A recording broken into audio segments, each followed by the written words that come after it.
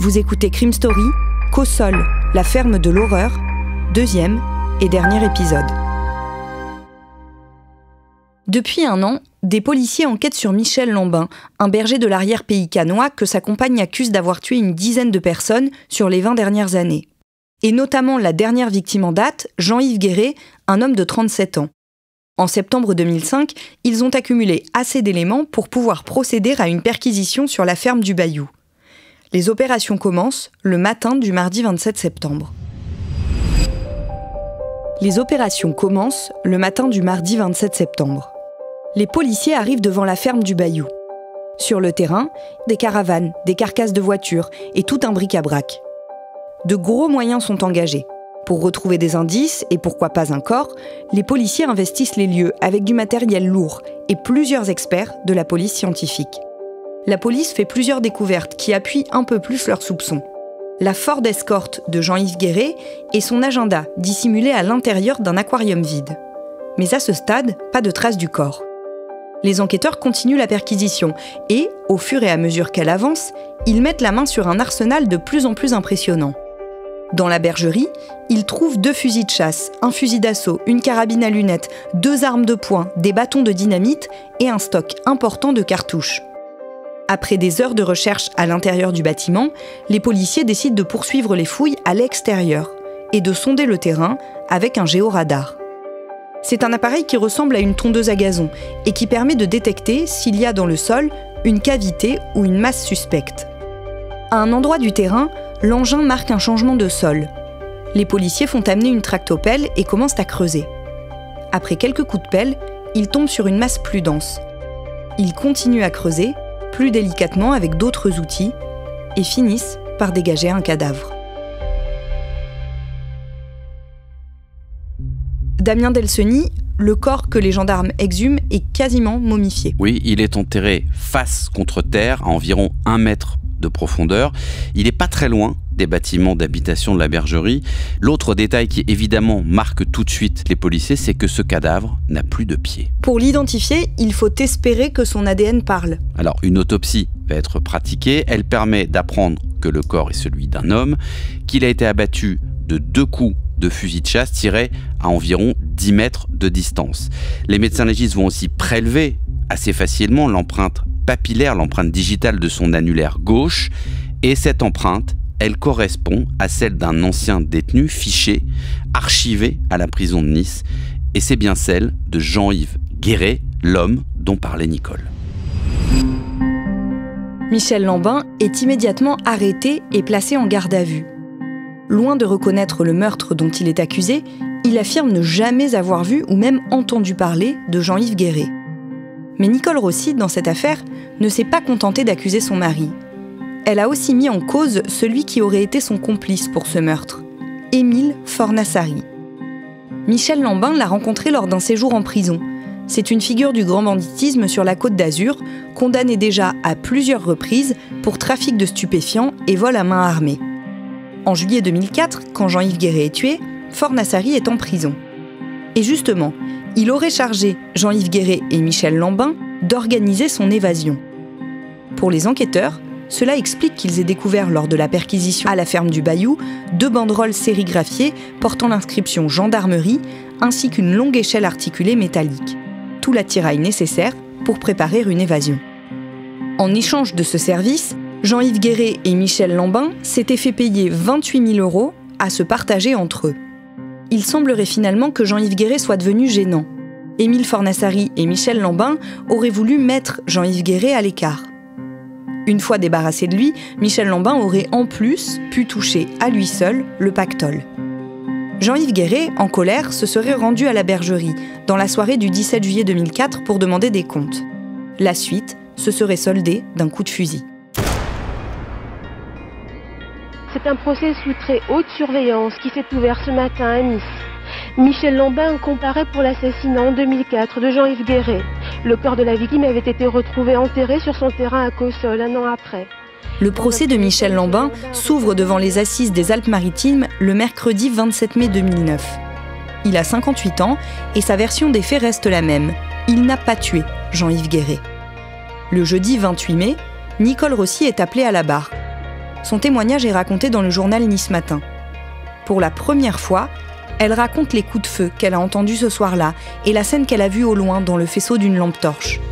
Puis, Michel Lambin qui rentre chez eux, en sueur, et qui lui dit « J'ai peiné comme un rat mort, j'ai pris des cordes, c'est fait, il est enterré. » C'est à ce moment que la compagne de 25 ans de vie décide de rencontrer la police. Devant l'assemblée qui l'écoute médusée, Nicole Rossi conclut la voix chevrotante « J'en sais trop. C'est le problème. Je sais qu'il me tuera ou me fera tuer. Je sais que je suis morte, mais je suis morte il y a déjà 25 ans. » Puis elle ajoute que cette histoire lui donne une impression de déjà-vu. Invitée à se livrer davantage, la femme conclut « J'en ai assez dit, j'en resterai là. »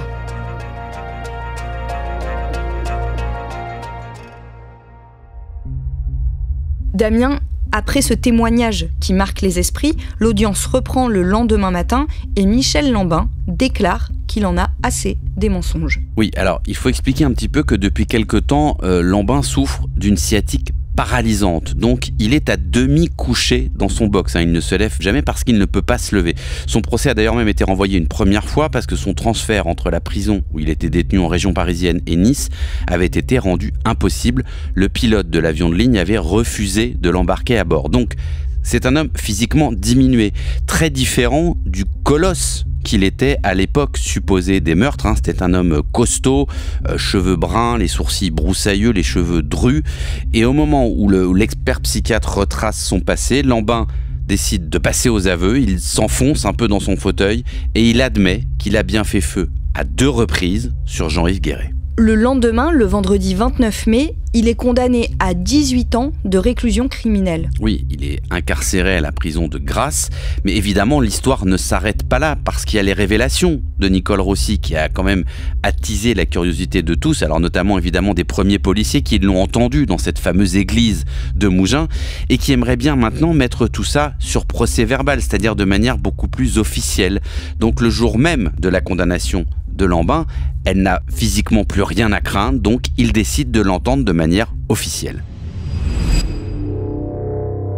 L'audition de Nicole Rossi au siège de la police judiciaire de Nice commence le jour même à 15h30.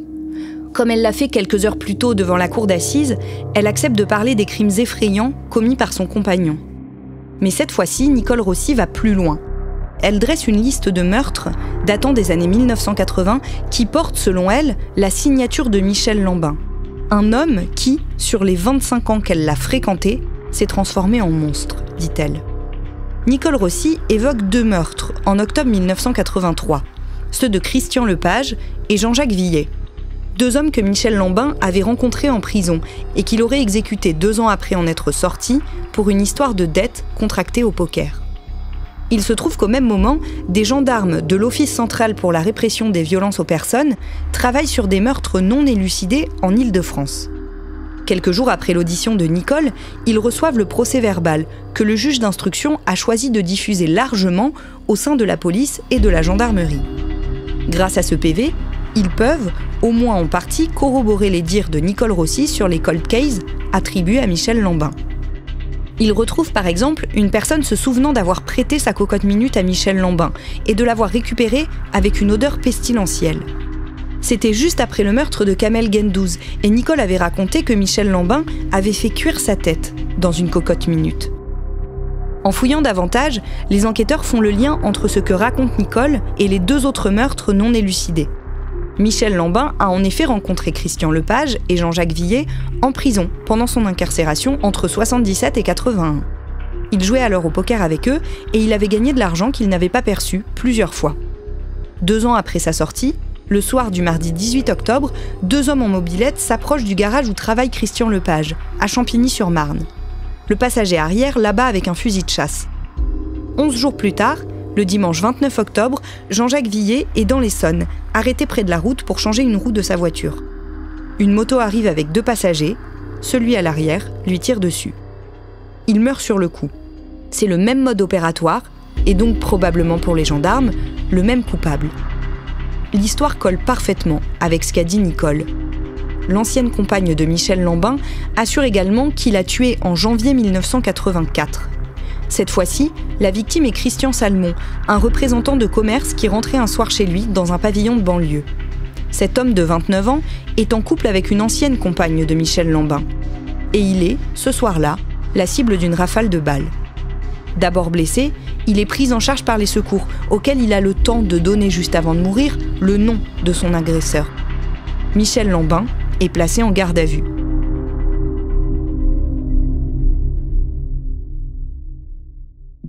Damien, on a déjà raconté cet épisode. Michel Lambin a été jugé pour ce meurtre et il a été acquitté. Oui, et maintenant c'est trop tard, il y a eu des délais pour faire appel, ils ont été largement dépassés, donc il est considéré comme définitivement innocent dans cette affaire, il ne peut plus être poursuivi. Et c'est pareil pour les deux autres meurtres, celui de Christian Lepage et de Jean-Jacques Villet, les faits sont prescrits. Donc même si on a des gros soupçons sur Michel Lambin, il ne peut plus être poursuivi dans ces dossiers. On le pense aussi coupable d'autres crimes. Oui, toujours grâce aux dénonciations relativement précises de Nicole Rossi. Début janvier 1983. Alors 83, c'est une année où il va beaucoup tuer, Michel Lambin. Il aurait tué un ami de Nicole. Puis en décembre, c'est le meurtre de Walter Barbet, connu pour des affaires de cambriolage, qui lui est abattu de 2 balles de calibre 22 long rifle à Cagnes-sur-Mer, dans les Alpes-Maritimes, tout près de Nice. Pendant des années ensuite, plus rien. Et puis en 2001, un nouvel événement. Au mois d'avril, un homme, Émile Fornassari, dont on a déjà parlé, qui est une des figures du grand banditisme de la Côte d'Azur, s'évade par hélicoptère de la prison de Draguignan dans le Var. Il n'est pas tout seul dans l'hélicoptère, il a avec lui 2 autres détenus, un certain Farid Erachi et un autre, Jean-Félix Léca, un truand corse. Les 3 hommes vont aller se planquer, se mettre au vert dans la bergerie de Cossol chez Michel Lambin qui connaît déjà Émile Fornassari. Simplement, une fois que les 3 hommes sont sur place, ils sont hébergés dans des caravanes d'ailleurs sur le terrain de Lambin. Lambin, assez rapidement, va tuer Farid Erachi. Il va le tuer d'une manière particulièrement sadique. Il va le suspendre à un crochet dans la bergerie et littéralement le dépecer. Jean-Félix Léca, l'autre détenu qui est en cavale, est témoin de cette scène. Il est particulièrement choqué de la violence de ce meurtre gratuit. Et Lambin perçoit la gêne de Léca, pense que Léca va les dénoncer et donc il décide également de supprimer Jean-Félix Léca qu'il exécute par arme à feu à coups de fusil de chasse dans la caravane. En fait, seul Émile Fornassari arrivera à s'échapper de l'enfer de Cossol.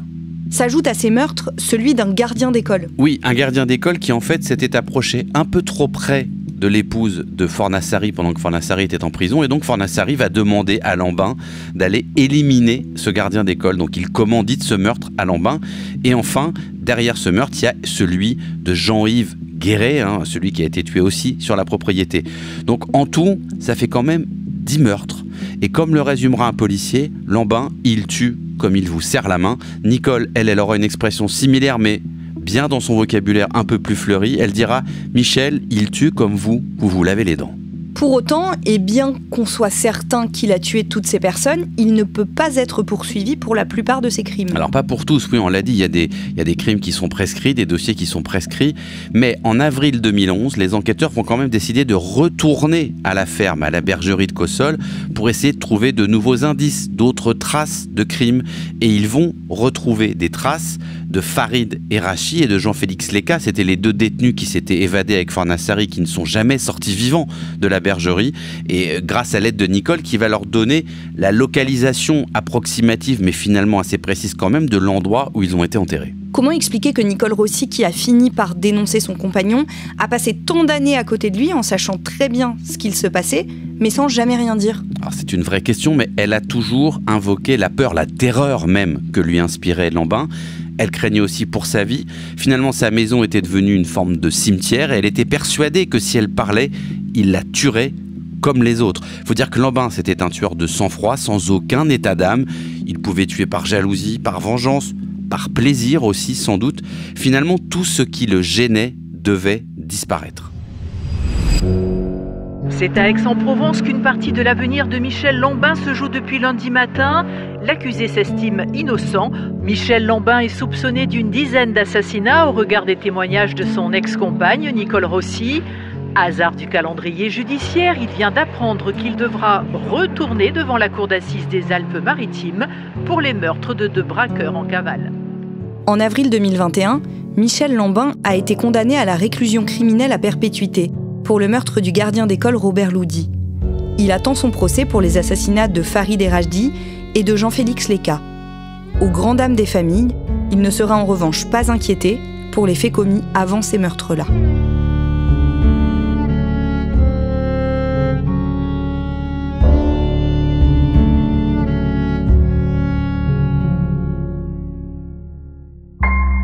Vous venez d'écouter Crime Story, le podcast fait divers du Parisien. Avec à la production Anaïs Godard et Thibault Lambert, à la réalisation Julien Moncouquiol et à la rédaction en chef Jules Lavie. Un épisode que je vous raconte avec Damien Delceni et un podcast à retrouver chaque samedi sur le site leparisien.fr et sur toutes les plateformes d'écoute. Si vous aimez Crime Story, vous pouvez nous le dire en nous laissant des commentaires ou des petites étoiles. Vous pouvez également écouter tous les jours Code Source, notre podcast d'actualité. Et pour ne rater aucun épisode, n'oubliez pas de vous abonner.